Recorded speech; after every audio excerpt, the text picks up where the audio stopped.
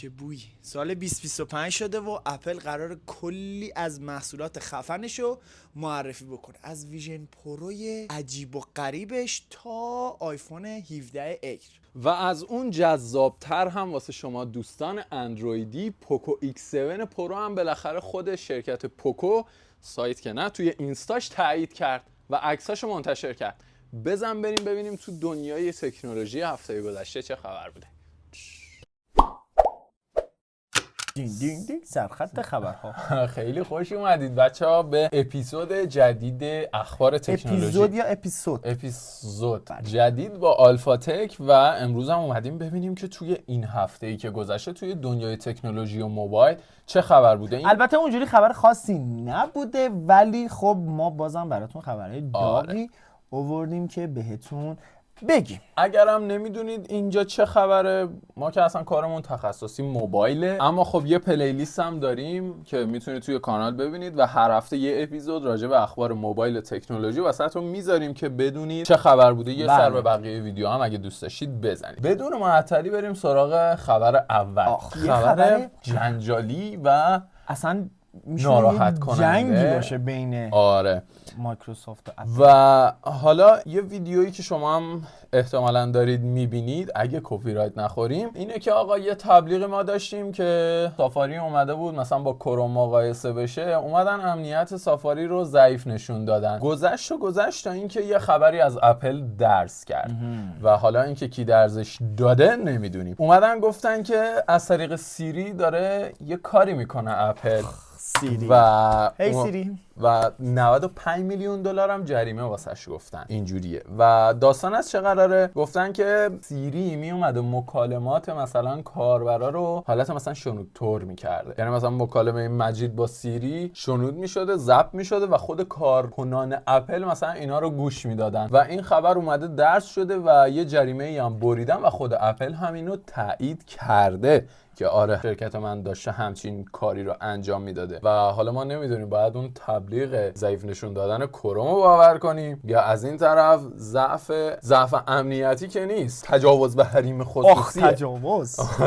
تجاوز به حریم خصوصی از سمت اپل و نمیدونم حالا نظر شما چیه راجع به این خبر و واقعا به نظرم چیز درستی خیلی نیست. عجیبم هست که کلا اپل رو به عنوان امنیتش یک و دوم به خاطر روون بودنش میشناسن و یه اگر اشتباه نکنم شعاری هم داره، میگه آقا اطلاعات شما توی همون آیفون خودتون تا ابد میمونه، یعنی نه به جایی میره و نه قراره طوری بشه و حالا دیگه نمیدونیم. بالاخره سیاستایی دارن که مایی که آقا اینجاییم داریم استفاده میکنیم از این گوشی، حالا به شخص منظور که یه شهروند ایرانی منظورم نیست، ولی کلا با حواستون باشه. ولی چیزی که به اینترنت وصل میشه کلا شما اطلاعات در اختیار اون شرکت، اون نمیدونم کسی که مخابرات و آنتن اینا به شما میده کامل در اختیارش هست. اینکه بخوان استفاده بکنن یا نه اون دیگه برمیگرده به خودشون. پایان هرج و مرج کابل ها. آقا کابل واقعا هرج و مرج. ما الان خود مغازمون چند نوع کابل داریم. خیلی هنوز نوکیا از اون بزرگا هم فکر کنم داشته باشه. آقا این سال پیش بود دیگه، قرار شد یعنی دو سه سال پیش بود که شکایت کردن از اپل و گفتن که آره میخواین تایپ سی بکن، چون دیگه گوشی‌ها تایپ سی همه شدن و دیگه گفتن آقا تایپ سی بکن و نمیدونم همینجور چیزا، مقاومت میکرد و اینا. دیگه آخرش سری 15 رو با تایپ سی روونه بازار کرد و قانون اجباری USB-C برای همه دستگاه اجرایی شد. اتحادیه اروپا رسما اعلام کرد که از 28 دسامبر 2024 استفاده از پورت تایپ سی برای تمام دستگاه‌های الکترونیکی اجبار شد. الان این دستگاه شاید بتونیم بگیم آقا چیه، چه چیزایی، چه دستگاهی؟ هدفون‌ها، هدستا، کنسولا، کتابخوان‌ها، گوشی‌های موبایل، حتی دگمه‌ای‌ها. واسه خب مثلا یه نوکیا 105 بگیری تایپ سی بزنی بهش خیلی باحال میشه. تبلت‌ها، دوربین‌های دیجیتال، اسپیکرهای قابل هم، کیبوردها موسا و مسیریاب‌های همراه و ایرپادها و ایربادزها. اینکه دستگاه‌هایی که این قانون رو رعایت نکنن اجازه فروش در کشورهایی که عضو اتحادیه اروپا هستن و ندارن. ما که شامل نمیشه. نه من برای خودم نگفتم، برای مردم. حالا یه وقت یکی یا اروپا مقیم جای دیگه. محمد جواد داره میدوره. و خبر بعدی راجع به اینه که گوشی‌های برتر توی سال 2024 زیر نظر بنچمارک انتوتو معرفی شده. داغ‌ترینش هم هست. آره. جدید. و رتبه 1 تا 10 ما اینجا داریم و صرفا هم توی گوشی‌های اندرویدیه و راجع به آیفون ها نیست و از همه لحاظ توی دیده یه پکیج کلی. که چی؟ میگم این لیست مال ماه دسامبر. آره مال دسامبر.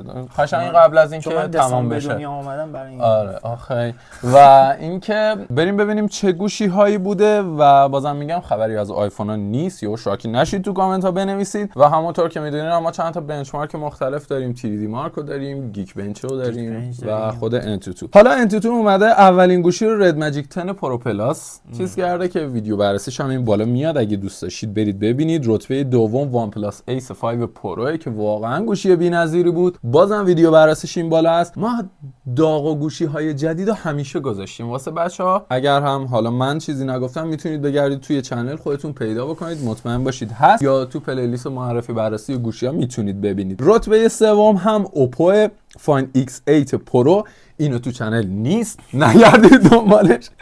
و رتبه 4 هم ویوو X200 پرو ستلایت ادیشنه که امواج ماهواره‌ای میتونید دریافت کنید. من مشخصاتش رو دیدم، یعنی با استارلینک و اینا به راحتی ست میشه و حالا یه سری قابلیت‌های دیگه. و آیکو 13 و آیکو نئو 10 پرو و گوشی‌های دیگه‌ای که 10 تا گوشی ان دیگه. وان پلاس 13 و فایند X8 معمولی هم هست، ویوو X200 هم هست، ویوو X200 پرو مینی هم هست توی این لیست که گوشی‌هایی بود که توی 2024 از نظر بنچمارک انتوتو گوشی‌های برتر بودن.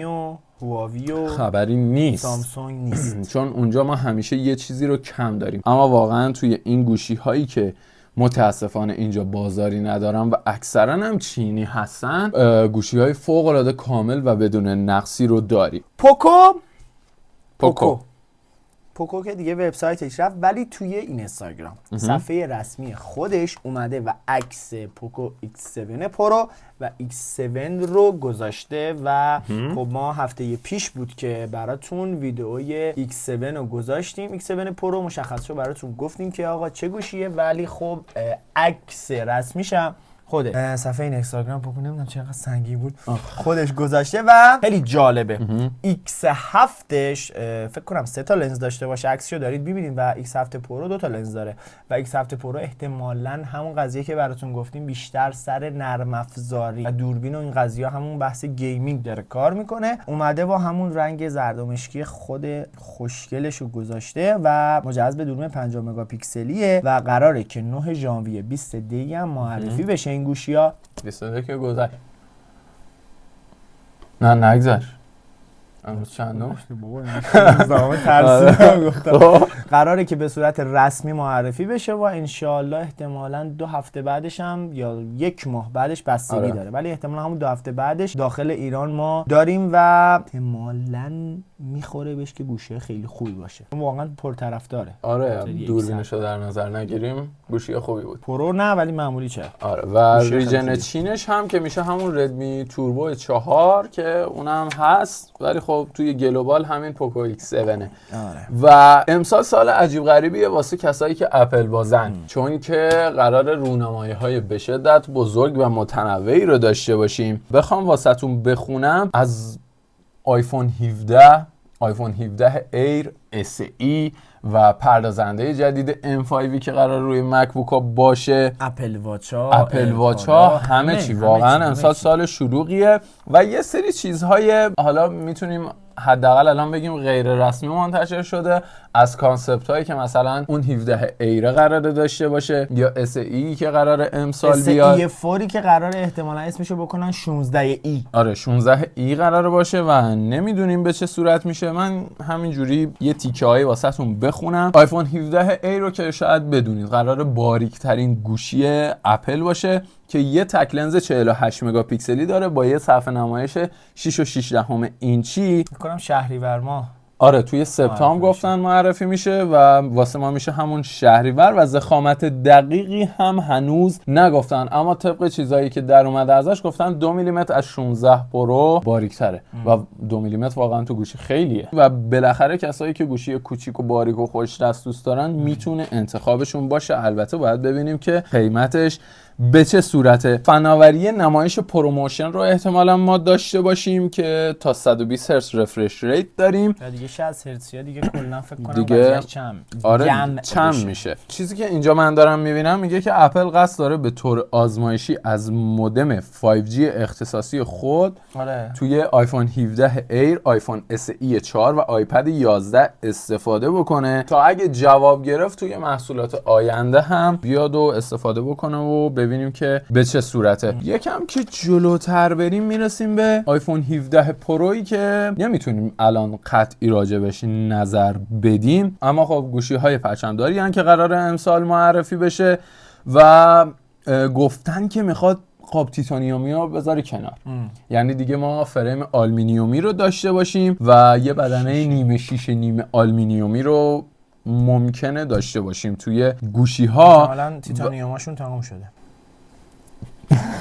احتمالاً. و گفتن که حذف نیمی از شیشه در مدل های پرو آیفون 17 و جایگزینی آن با آلومینیوم گوشی ها رو در برابر سقوط و آسیب مقاوم تر میکنه. با این حال پشتیبانی از شارژ بی‌سی ما همچنان داریم و شایعاتی درباره برآمدگی جدید دوربین که از آلومینیوم ساخته شده وجود داره. گفته میشه که این برآمدگی شکل بیضی افقی خواهد داشت، یعنی مثلا آیفون 16 همچین چیزی، اما هنوز مشخص نیست که چینششون به چه صورته. هیچ فرقی هم نمیکنه. این شکلیه و نمیدونم دیگه آقا اپل دیگه قابل پیش بینیه، یا مورب میکنه یا عمودی میکنه یا افقی، اصلا غیر این دو حالت هم نیست. اپل نمیاد گرد بکنه. یاد این فکر نمیکنم. رفیقمون زنگ زده میگه آره، میگه نمیدونم یه دونه آیفون 13 256 33 تومن. گفتم خیلی قیمتش پایینه. قیمت چنده؟ گفتم رو 38 39 تومن. گفت نمیدونم بذار ببینم. نه دوربیناش صاف نیست، موربیه. نه اوکی آیفون 13 است، نکن آیفون 12 خریدی. اخباری هم که مونده راجع به SE 4 که لازمه بدونید اینه که به نظر میرسه نسخه بروز شده آیفون ویدئوی دقیقش براتون قبل اینکه معرفی بشه حتما حتما براتون میذاریم. توی سال 2025 قراره عرضه بشه توی همین چند ماه آتی و آیفون SE 4 میگن که تاچ آیدی دیگه نمیخواد استفاده بکنه دیگه. چون ما داشتیم توی SE های قبلی و ساپورت فیس آیدی رو داریم و اینکه گوشی کوچیک SE کلا گوشی های کوچیکی، البته 2022 چندان $500 آره زیر $500 هول و هوش. من قیمتی هم که دیدم رو 490 تا بود، $10 پایین‌تر بوده. و اینکه تراشه A18 قراره به کار بره روش و هوش مصنوعی اپل هم کاملا پشتیبانی میکنه. دقیقاً بخوایم تشبیه بدیم یه آیفون 14 آیفون نه توی اندروید یا منظورمه مثلا سری های FE سامسونگ میشه تقریبا. یه فن ادیشن اونور و یه SE اینور که باید منتظر بمونیم ببینیم که به چه صورته. اپل جان دلها و دستگاه‌های دیگرش. این فقط گوشیاش بود. دستگاه‌های هوشمندی که قرار امسال بده غیر از ساعت و نمیدونم اینجور چیزا در حال توسعه بر روی مرکز فرمان برای مدیریت خانه هوشمنده. چیزی که توی مراسم چند روز پیش SEO خیلی معروف که LG و نمیدونم سامسونگ و اینا بودن و همه اینا بودن، LG گفته که آره ما دیگه وقتی داخل خونه بشی که هر کاری بگی برات انجام میدن. یه همچین چیزی رو قراره بذاره و توی این نمایشگاه گفته بود. اپل هم داره روش کار میکنه. اپل تیوی و هومپاد در حال حاضر به عنوان هاب هوشمند خانگی عمل میکنن، ولی خب قراره که برای اینا تنظیمات هوم کیت هم ارائه بشه. اپل میخواد دستگاه اسمارت هوم همه کاره‌ای برای دسترسی بهتر به اپلیکیشن خانه هوشمند خودش چیکار بکنه؟ بده بیرون عرضه کنه. به نظرم خیلی باحال میشه، اما خب اپل برند لاکچریه دیگه. یعنی اونایی که بخوان از کیت اپل اصلا باید ببینیم اول اینجا جواب میده یا نه بعد بخوایم راجعش صحبت کنیم. خب آره و گفته که این هاب هوشمند خانگی اپل به نوعی شبیه به آیپد با طراحی مربعی و نمایشگر 6 اینچی داره و حاشیه‌های ضخیمی هم داره و این دستگاه به اندازه کوچیکه که بتونه اونو در هر ناحیه‌ای از خونه استفاده بده قرار بده. خیلی خوبه. ساعتش هست، ساعتای 2024ش که خب سری 10 بوده قراره بروز بشه و سری 11 و خیلی گفتن که روی سلامتی قراره بیشتر کار بکنه، فشار خون قراره و این الگوی فشار خون رو قشنگ براتون عین یه دکتر بفهمه و انجام بده. اینا همش مال قابلیت‌های هوش مصنوعیه و گفته که همون بحث مودما رو گفته، ولی خب اپل واچ اولترای 3 هم قراره امسال رونمایی بشه، اونم قراره خیلی تغییر بکنه چون سری 2ش اونقدر تغییری با سری 1ش نداشت واقعا. یکی دو تا قابلیت دایو ما اضافه داشتیم واسه تو آب و چیز عجیب غریبی نداره و قراره که نسبت به ارزون تراش که همون معمولیاش باشه خیلی فرق بکنه، چون بخوایم آقا دقیق مقایسه بکنیم سری اولتراش با سری معمولی واقعا اونجوری از نظر حسگر و اینا فرقی نداره، سر قیافه و سر باتری فقط همین. و SAE هم گفته که میخواد احتمالاً به جای آلومینیوم از قاب پلاستیکی استفاده کنه که احتمالاً اگه این کارو بکنه خیلی ارزون میشه. خب ارزون میشه ولی خب ظاهره بعد ببینیم چه جوری پلاستیکو در میاره. آره ببینید چه پلاستیکی. و همون شهریور و مهری هم که امیر بهمون گفت قراره بیاد. ایرپاد پرو 3 دارن روی نسل جدید این تراشه‌ای که مخصوص ایرپاد و اچ و سری اچ و HTD که برای ایرپاد پرو 3 هم قراره که انجام بشه و همون هوش مصنوعی و جدیدتر. فکر نمی‌کنم اونجوری تغییری داشته باشه توی صدا و اینجور چیزا، ولی خب بیشتر همون قابلیت سلامتی احتمالاً بهمون اضافه بکنه. و مکبوکا که قراره که با M5 بیاد. مکبوک رو می‌خوای راجبش حرف نزنی؟ آره مکبوک نه تو حالت بد میشه. آره و هدست ویژن پرو هدست ویژن پرو خیلی ها جدیدن دارن میگن شکست بزرگی برای اپل بوده چون هم قیمتش بالا بوده هم خیلی مشکلات داشته سر باتری، سر اینکه سر درد میگیره نمیتونه استفاده بکنی و اون قابلیت هایی که باید یه دونه هدست مجازی داشته باشه رو نداری اونجوری که بخوای استفاده بکنی و همین چیزای ساده رو شما میتونی استفاده بکنی. ولی خب احتمالاً شاید یه تغییراتی انجام بده، یارم کلا وزارتش من فکر نمی‌کنم کلا وزارتش کنار، معلوم نیست واقعا. این اپل هیچ وقت کاری رو بی دلیل به نظر من انجام نمیده با توجه به مارکتینگی که داره. مثلا یه صحبت بود با خود تیم کوک داشتن انجام میدادن، هی ازش میپرسید که خودت کدوم آیفون الان دستته، کدوم مکبوک دستته و اینا. گفت که من الان 15 پرو مکس استفاده میکنم، 3D اسکن میکنم، 3D اسکنر رو میبرم تو ویژن پرو نگاه میکنم.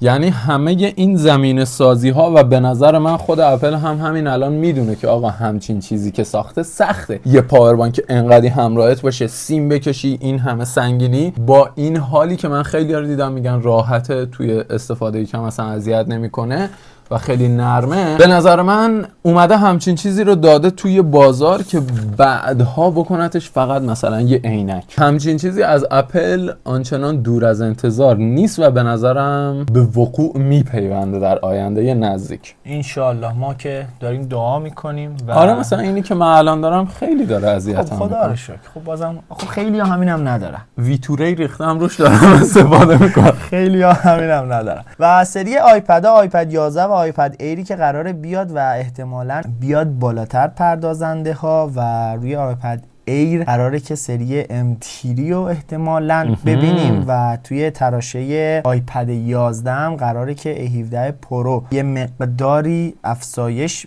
بیابه و ما بتونیم این چیزی که قراره برای این کانفیگی که قراره برای آیپد 11 بذاره با این تراشه احتمالاً خیلی خیلی خیلی باتری بهتر و سریعتر و طراحا اشغال باید بکنن باشه. و سیستم عامل سیستم عاملی که قراره توی تابستون 404 احتمالاً نسخه iOS 19 بیاد و برای XS هم فکر کنم XS میاد ولی اونایی که X دارن دیگه خدا حافظ. نه خب خیلی وقت 18 برشون نیومد X18 هم نیومد. خب چرا ناراحت دیگه ان شاءالله حالا دیگه مهم نیست. ولی خب iOS 19 آیپد OS 19 مک OS 16 tvOS 19 برای اونایی که